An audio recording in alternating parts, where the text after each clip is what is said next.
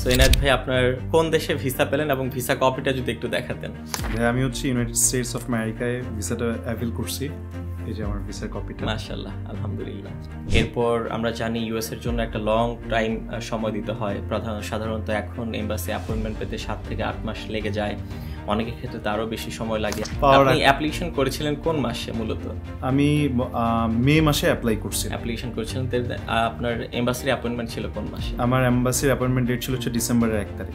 তার মানে প্রায় 5-6 মাসের জার্নি। জি, ফর এক্সাম্পল আমরা যেটা বলে থাকি যে we can send you to the moon if you can fulfil the requirements and bear the cost.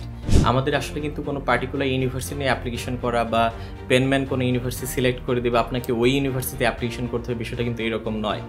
আপনি আপনার পছন্দ মতো যে কোনো ইউনিভার্সিটিতে অ্যাপ্লিকেশন করতে পারবেন যদি আপনার রিকোয়ারমেন্ট ম্যাচ করে। তার মানে কাস্টমাইজড অ্যাপ্লিকেশন করার সুযোগটা কিন্তু আমাদের এখানে থাকছে আর কি।